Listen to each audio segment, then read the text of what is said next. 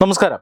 78ാം സ്വാതന്ത്ര്യ ദിനമായ ഇന്ന് ഭാരതത്തിൽ എല്ലാവരും കാതോർത്തിരിക്കുന്ന ഒരു കാര്യം പ്രധാനമന്ത്രി നരേന്ദ്രമോദിയുടെ ചെങ്കോട്ട പ്രസംഗമാണ്. തുടർച്ചയായി 11ാം തവണയാണ് പ്രധാനമന്ത്രി നരേന്ദ്രമോദി ചെങ്കോട്ടയിൽ സ്വാതന്ത്ര്യദിനത്തിൽ പതാക ഉയർത്തിയ ശേഷം രാജ്യത്തെ അഭിസംബോധന ചെയ്യുന്നത്. കാലാവസ്ഥ അല്പം പ്രതികൂലമായിരുന്നു, മഴയുടെ ലക്ഷണങ്ങളുണ്ടായിരുന്നു. അതുകൊണ്ടാകാം പ്രധാനമന്ത്രി നരേന്ദ്രമോദി വളരെ വേഗത്തിൽ തൻ്റെ വാക്കുകൾ പറഞ്ഞു തീർക്കുന്നത് പോലെ തോന്നി. തീർച്ചയായും നീണ്ട ഒരു പ്രസംഗം തന്നെയായിരുന്നു, സമഗ്രമായ ഒരു പ്രസംഗം തന്നെയായിരുന്നു.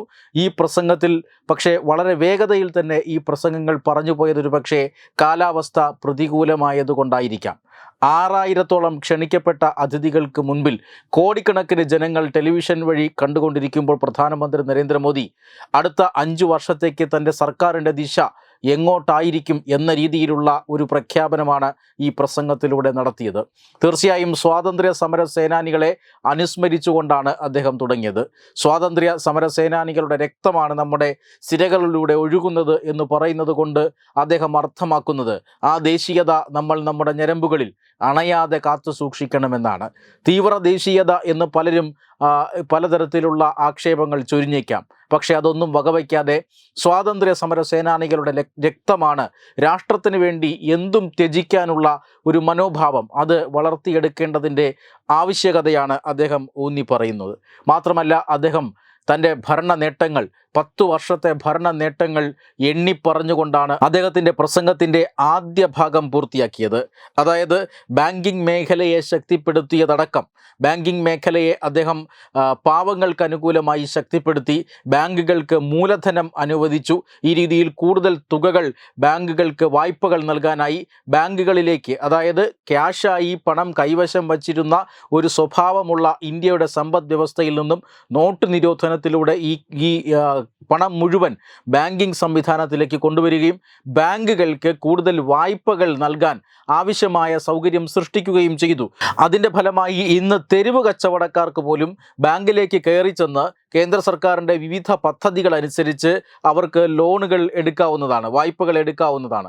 തീർച്ചയായും ഇങ്ങനെ ബാങ്കിങ് മേഖലയെ ശക്തിപ്പെടുത്തിയത് നിരവധി പാവങ്ങൾക്ക് പ്രയോജനകരമായി. നിരവധി വനിതകൾ, നിരവധി പിന്നോക്ക വിഭാഗക്കാർ, നിരവധി തെരുവ് കച്ചവടക്കാർ ഇവരെല്ലാം തന്നെ ബാങ്ക് വായ്പ എടുത്തുകൊണ്ട് അവരുടെ ജീവിതം മെച്ചപ്പെടുത്തി എന്ന് അദ്ദേഹം സാക്ഷ്യപ്പെടുത്തുന്നു.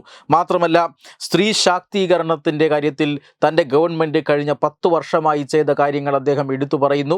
10 കോടി വനിതകളാണ് സംരംഭകരായി തീർന്നത് എന്ന് അദ്ദേഹം എടുത്തു പറയുമ്പോൾ തന്നെ രാജ്യത്തിൻ്റെ തൊഴിലില്ലായ്മ പരിഹരിക്കാൻ കഴിഞ്ഞ 10 വർഷമായി തൻ്റെ സർക്കാർ എത്രമാത്രം സംഭാവനകൾ നൽകി എന്നതിൻ്റെ ഒരു കണക്ക് കൂടിയാണ്. സ്വച്ഛ് ഭാരത് എന്ന പദ്ധതി, അതായത് 2014 നരേന്ദ്രമോദി സർക്കാർ അധികാരത്തിൽ വന്ന ശേഷം ആദ്യ നാളുകളിൽ നടപ്പിലാക്കിയ, ആദ്യ പ്രഥമ പരിഗണന നൽകിക്കൊണ്ട് നടപ്പിലാക്കിയ ഒരു പദ്ധതിയാണ് സ്വച്ഛ് ഭാരത് പദ്ധതി.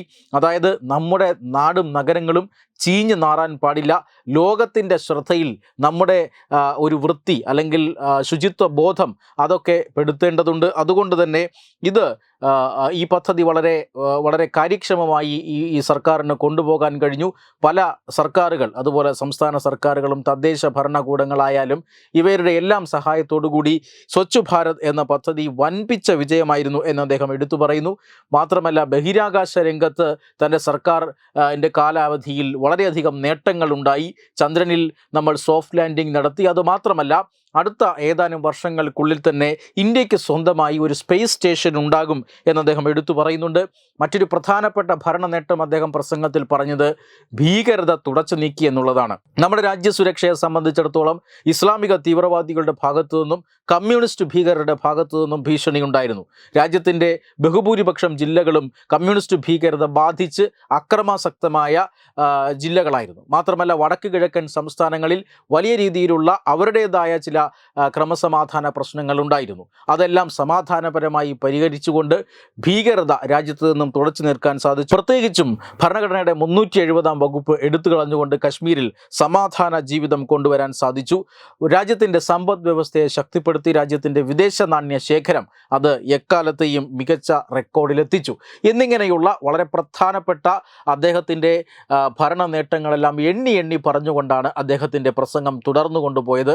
പ്രസംഗത്തിൻ്റെ പ്രസംഗത്തിൻ്റെ അവസാന ഭാഗം ഇനി അദ്ദേഹത്തിൻ്റെ ശ്രദ്ധ ഇനി ഈ സർക്കാർ ഏത് ദിശയിലേക്കായിരിക്കും സഞ്ചരിക്കുക, ഇത്തരം കാര്യങ്ങളാണ് അദ്ദേഹം എടുത്തു പറഞ്ഞത്.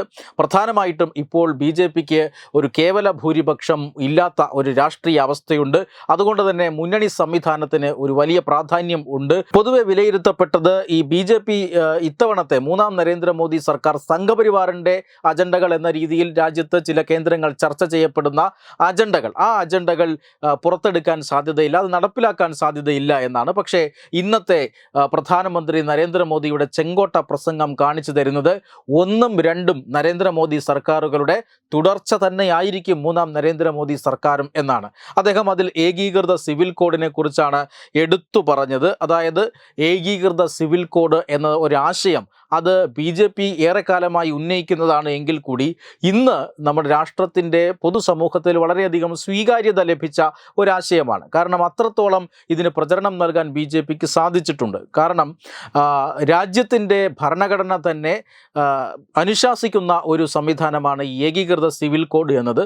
മാത്രമല്ല ഈ അടുത്ത കാലത്തായി സുപ്രീം കോടതി പലതവണ ഏകീകൃത സിവിൽ കോഡ് നടപ്പാക്കാൻ സമയമായില്ലേ എന്ന് സർക്കാരിനോട് ചോദിക്കുകയും ചെയ്തിട്ടുണ്ട്. പല സംസ്ഥാന സർക്കാരുകളും ജനങ്ങളുടെ പിന്തുണയോടുകൂടി ഇതിനോടകം തന്നെ ഏകീകൃത സിവിൽ കോഡ് നടപ്പിലാക്കി കഴിഞ്ഞു. അതുകൊണ്ട് തന്നെ പ്രധാനമന്ത്രി നരേന്ദ്രമോദി ഇന്ന് പറഞ്ഞത് ഇപ്പോൾ നിലനിൽക്കുന്ന സിവിൽ നിയമങ്ങളെല്ലാം അത് മതാധിഷ്ഠിതമായ സിവിൽ നിയമങ്ങളാണ്. ഒരു പുരോഗമന സമുദായത്തിന് അല്ലെങ്കിൽ സമൂഹത്തിന് അങ്ങനെ ഒരു മതാധിഷ്ഠിത സിവിൽ നിയമങ്ങളുമായി മുന്നോട്ട് പോകാൻ കഴിയില്ല. അതുകൊണ്ട് തന്നെ ഏകീകൃത സിവിൽ കോഡ് അത് നടപ്പിലാക്കുക തന്നെ ചെയ്യും, അത് ഞങ്ങളുടെ പ്രതിബദ്ധതയാണ് എന്ന് അദ്ദേഹം ഊന്നി പറഞ്ഞിരിക്കുന്നു.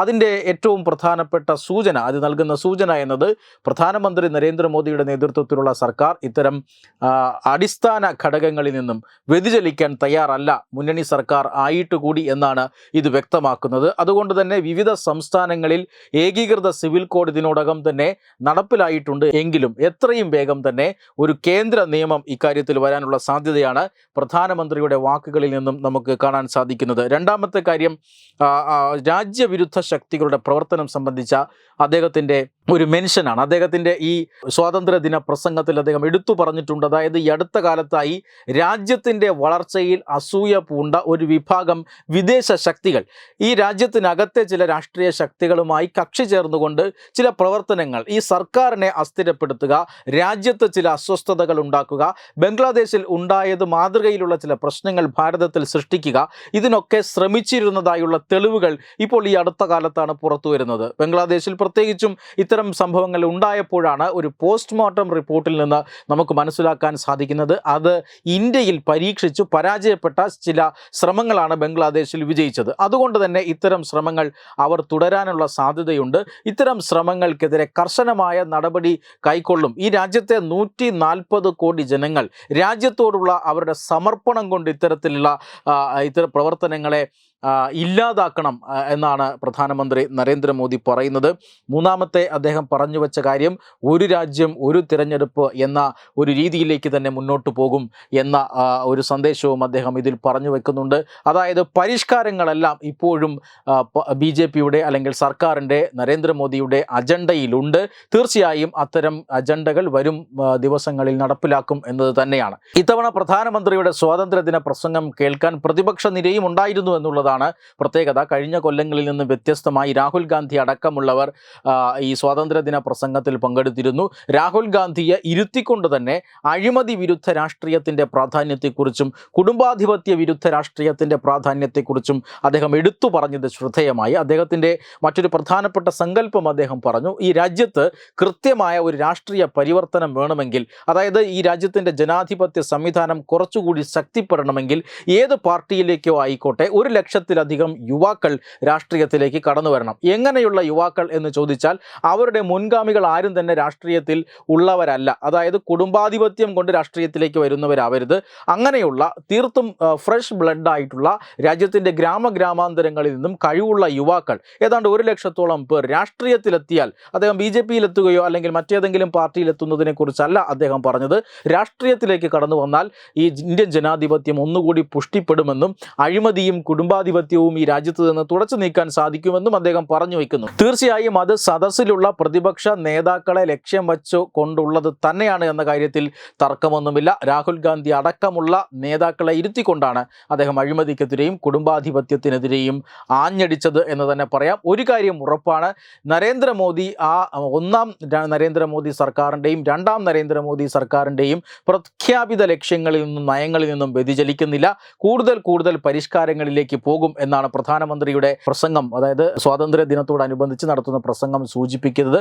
മറ്റൊരു ഭാഗത്ത് രാജ്യത്തിന് എതിരെ നടക്കുന്ന ഈ സമീപകാലത്ത് കണ്ടുവരുന്ന ചില പ്രവർത്തനങ്ങളും പ്രവണതകളെയും സർക്കാർ പല്ലും നഖവും ഉപയോഗിച്ച് എതിർക്കാൻ പോകുന്നു എന്നതുമാണ്. വെബ് ഡെസ്ക് തത്തുമൈ news. Powered by Jyotis. Realizing your dream home.